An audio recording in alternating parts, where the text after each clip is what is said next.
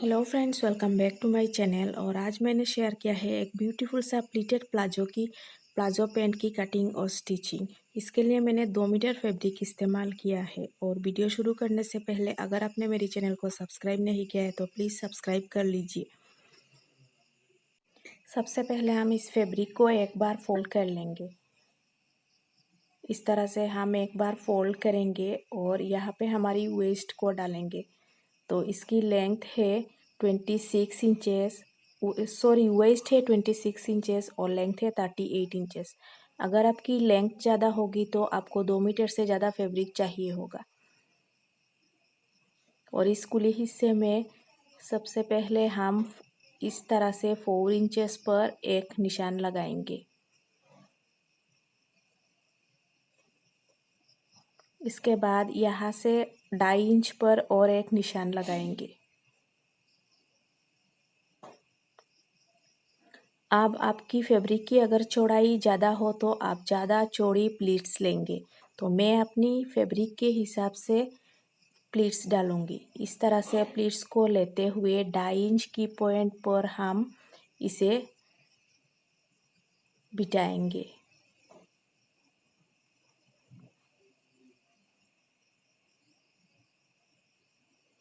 अब यहाँ पर हम अपनी वेस्ट डालेंगे। अब लेंथ के लिए ऊपर से 2 इंच छोड़ते हुए 38 पर निशान लगाएंगे, क्योंकि नीचे से 2 इंच फोल्डिंग में जाएगा और ऊपर 2 इंच की बेल्ट जोड़ेगा। और अब क्रोच के लिए मैं 11 इंचेस पर एक निशान लगाऊंगी। ऊपर से बेल्ट जोड़ने के बाद ये क्रोच एरिया हमारा 13 इंच पर आएगा। इस तरह से निशान लगा देने के बाद क्रोच की चौड़ाई मैं 1.5 इंच पे डाल रही हूँ, क्योंकि मुझे यहाँ पे एक 3 ही गाल के लिए ये पेंट सिलना है। नॉर्मली हम क्रोच की चौड़ाई 2 से 2.5 इंच पे डालते हैं। मैंने यहाँ पे 1.5 इंच पे डाला है।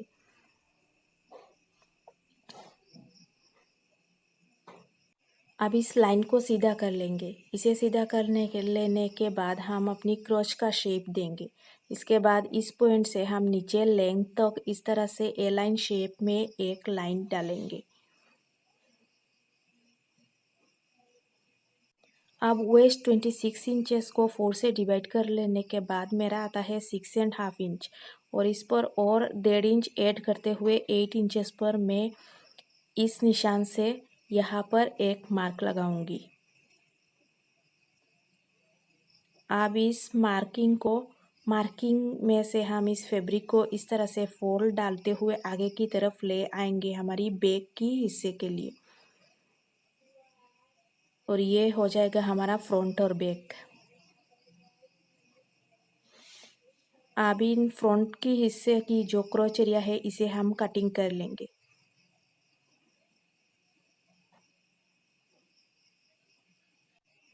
इस फ्रंट के हिस्से को हम इस तरह से कटिंग कर लेने के बाद same to same back piece पर भी हम मार्किंग करेंगे और इसे कटिंग कर लेंगे।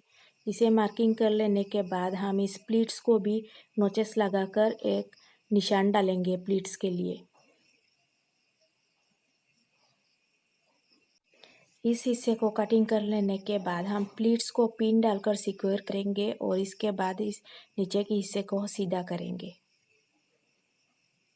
अब बैक की साइड पर टक्स के लिए हम निशान डालेंगे।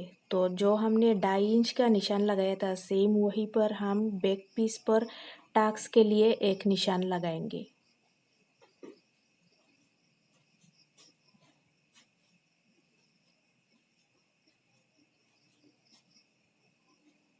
अब दोनों पीसेस को अलग करके हम इन प्लीट्स को एक दूसरे की अपोजिट साइड रखते हुए हम प्रेसिंग डालेंगे। प्रेस करने के बाद इन्हें सिक्योर करने के लिए यहाँ पे 4 इंचेस तक एक स्टिच डालेंगे और बैक की टक्स को भी हम इस तरह से डाल लेंगे। सेम इस प्लीट्स को भी हम ऐसे सिक्योर करेंगे और टक्स डालेंगे। अब इन दोनों पीसेस को इस तरह से एक दूसरे के ऊपर रखते हुए हम दोनों क्रोच एरिया को स्टिच करेंगे। दोनों क्रोच को स्टिच कर लिया है और फ्रंट की साइड मैंने थोड़ा सा 4 इंचेस तक कुला छोड़ा है, इसे पेंट की स्टाइल देने के लिए।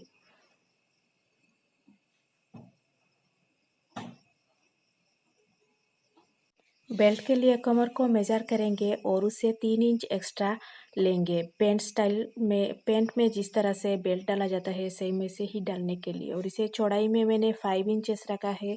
फोल्डिंग और स्टिचिंग के बाद ये 2 इंच में आ जाएगा। इस तरह से बीच में फोल्ड डालते हुए हम बेल्ट डालेंगे। और इस कुली हिस्से में मैंने इस तरह से 2-2 इंच के 2 पट्टियाँ निकाले हैं। सेम हम ब्लाउज में जिस तरह से हुक पट्टी डालते हैं वैसे ही पट्टियाँ डालेंगे। यहाँ पे मैंने पट्टियाँ अटैच कर लिया है। सेम देखिए ब्लाउज पर जिस तरह से हुक पट्टी डाला जाता है सेम वैसे ही। अब हम बेल्ट अटैच करेंगे। तो बेल्ट अटैच करने से पहले इस प्लीट्स को सिक्योर करेंगे एक एक स्टिच डालते हुए।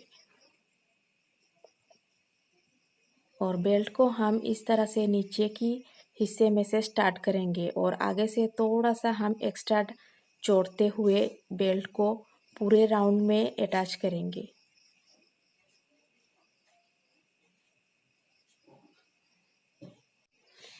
बेल्ट को इस तरह से अटैच कर लेने के बाद इसको हम जो हिस्सा आगे से एक्स्ट्रा छोड़ा था इसे हम पहले इस तरह से फोल्ड डालते हुए यहाँ पर एक स्टिच डालेंगे।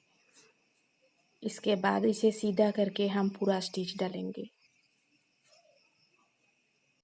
जिस तरह से हमने इस हिस्से पर स्टिच डाला है सेम दूसरे हिस्से पर हमारा थोड़ा सा ज़्यादा एक्स्ट्रा रहेगा क्योंकि पेंट की तरह हमें बेल्ट डालना है। इस हिस्से को भी सेम वैसे ही फोल्ड डालते हुए यहाँ पर एक स्टिच डालेंगे और इस तरह से इसे सीधा करते हुए हम इस अंदर की तरफ स्टिच डाल लेंगे। अब यहाँ पर एक स्टिच डालेंगे और अंदर की तरफ हम अच्छे से फोल्ड डालते हुए इसे स्टिच डाल लेंगे।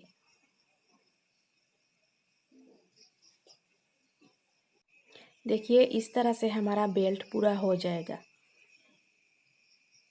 अब यहाँ पे हम हुक डालेंगे और इस हिस्से पर हुक के लिए आइलेट्स डालेंगे। यहाँ पे आइलेट्स और यहाँ पे हुक डालेगा। अब इसको अच्छे से हम प्रेस कर लेंगे और इसके बाद इसकी दोनों क्रोच को इस तरह से मिलाते हुए हम इसे स्टिच डालेंगे दोनों लेग्स को। इसके बाद इसकी नीचे की हिस्से को इस तरह से फोल्ड डालते हुए हम इसे स्टिच कर लेंगे। तो ये रहा इसका फाइनल लुक। तो वीडियो अच्छी लगी हो तो प्लीज़ मेरे चैनल को सब्सक्राइब जरूर कर लेना। मिलते हैं नेक्स्ट वीडियो के लिए तब तक के लिए बाय।